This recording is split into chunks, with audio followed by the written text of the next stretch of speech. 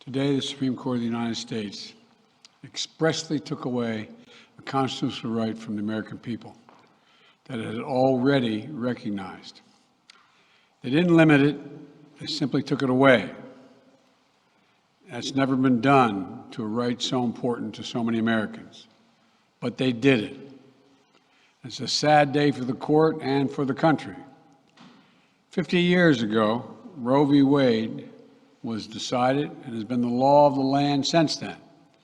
This landmark case protected women's right to choose, her right to make intensely personal decisions with her doctor, free from the interference of politics. It reaffirmed basic principles of equality, that women have the power to control their own destiny, and it reinforced a fundamental right of privacy, a right of each of us to choose how to live our lives. Now, with Roe gone, let's be very clear. The health and life of women in this nation are now at risk. As chairman and ranking member of the Senate Judiciary Committee, as vice president and now as president of the United States, I've studied this case carefully. I've overseen more Supreme Court confirmations than anyone today, where this case was always discussed. I believe Roe v. Wade was the correct decision as a matter of constitutional law and application of the fundamental right to privacy and liberty in matters of family and personal autonomy. It was a decision on a complex matter that drew a careful balance between a woman's right to choose earlier in her pregnancy and the state's ability to regulate later in her pregnancy. A decision with broad national consensus that most Americans of faith and backgrounds found acceptable, and that had been the law of the land for most of the lifetime of Americans today. And it was a constitutional principle upheld by justices appointed by Democrat and Republican presidents alike. Roe v. Wade was a 7-2 decision, written by a justice appointed by a Republican president, Richard Nixon. In the 5 decades that followed Roe v. Wade, justices appointed by Republican presidents from Eisenhower, Nixon, and Reagan, George W. Bush, were among the justices who voted to uphold the principles set forth in Roe v. Wade. It was 3 justices named by one president, Donald Trump, who were the core of today's decision to upend the scales of justice and eliminate a fundamental right for women in this country. Make no mistake, this decision is a culmination of a deliberate effort over decades to upset the balance of our law. It's a realization of an extreme ideology and a tragic error by the Supreme Court, in my view. The court has done what it has never done before, expressly take away a constitutional right that is so fundamental to so many Americans that had already been recognized. The court's decision to do so will have real and immediate consequences. State laws banning abortion are automatically taking effect today, jeopardizing the health of millions of women, some without exceptions. So extreme that women could be punished for protecting their health. So extreme that women and girls who are forced to bear their rapist's child, with the child a consequence. It just stuns me. So extreme that doctors will be criminalized for fulfilling their duty to care. Imagine having a young woman have to carry the child of incest as a consequence of incest. No option. Too often the case. The poor women are going to be hit the hardest. It's cruel. In fact, the court laid out state laws criminalizing abortion that go back to the 1800s as rationale. The court literally taking America back 150 years. This is a sad day for the country, in my view. But it doesn't mean the fight's over. Let me be very clear and unambiguous. The only way we can secure a woman's right to choose, and the balance that existed, is for Congress to restore the protections of Roe v. Wade as federal law. No executive action from the president can do that. And if Congress, as it appears, lacks the votes to do that now, voters need to make their voices heard. This fall, we must elect more senators and representatives who will codify women's right to choose into federal law once again. Elect more state leaders to protect this right at the local level.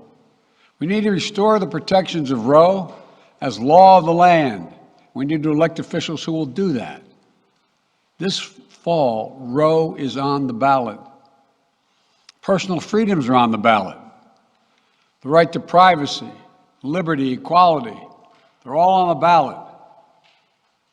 Until then, I will do all of my power to protect a woman's right in states where they will face the consequences of today's decision.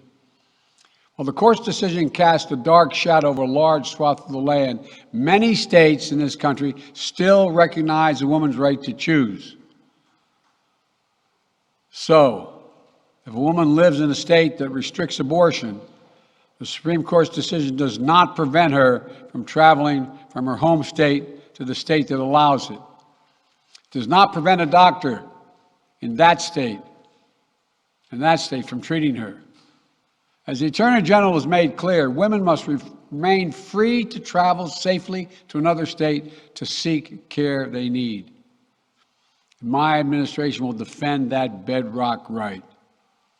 If any state or local official, high or low, tries to interfere with a woman's exercising her basic right to travel, I will do everything in my power to fight that deeply un-American attack. My administration will also protect a woman's access to medications that are approved by the Food and Drug Administration, the FDA, like contraception, which is essential for preventative health care, mifepristone, which the FDA approved 20 years ago to safely end early pregnancies and is commonly used to treat miscarriages. Some states are saying that they'll try to ban or severely restrict access to these medications. But extremist governors and state legislators are looking to block the mail or search a person's medicine cabinet or control a woman's actions by tracking data on her apps she uses are wrong and extreme and out of touch with the majority of Americans. The American Medical Association, the American College of Obstetricians and Gynecologists, wrote to me and Vice President Harris stressing that these laws are not based on evidence and asking us to act to protect access to care. They say by limiting access to these medicines, maternal mortality will climb in America. That's what they say. Today, I'm directing the Department of Health and Human Services to take steps to ensure these critical medications are available to the fullest extent possible. And the politicians cannot interfere in the decisions that should be made between a woman and her doctor. And my administration will remain vigilant as the implications of this decision play out. I've warned about how this decision risks the broader right to privacy for everyone. That's because Roe recognized the fundamental right to privacy that has served as a basis for so many more rights that we've come to take for granted, that are ingrained in the fabric of this country. The right to make the best decisions for your health. The right to use birth control, a married couple in the privacy of their bedroom, for God's sake. The right to marry the person you love. Now, Justice Thomas said as much today. He explicitly called to reconsider the right of marriage equality, the right of couples to make their choices on contraception. This extreme and dangerous path the court is now taking us on. Let me close with 2 points. First, I call on everyone, no matter how deeply they care about this decision, to keep all protests peaceful. Peaceful, peaceful, peaceful. no intimidation. Violence is never acceptable. Threats and intimidation are not speech. We must stand against violence in any form, regardless of your rationale. Second, I know so many of us are frustrated and disillusioned that the court has taken something away that's so fundamental. I know so many women are now going to face incredibly difficult situations. I hear you. I support you. I stand with you.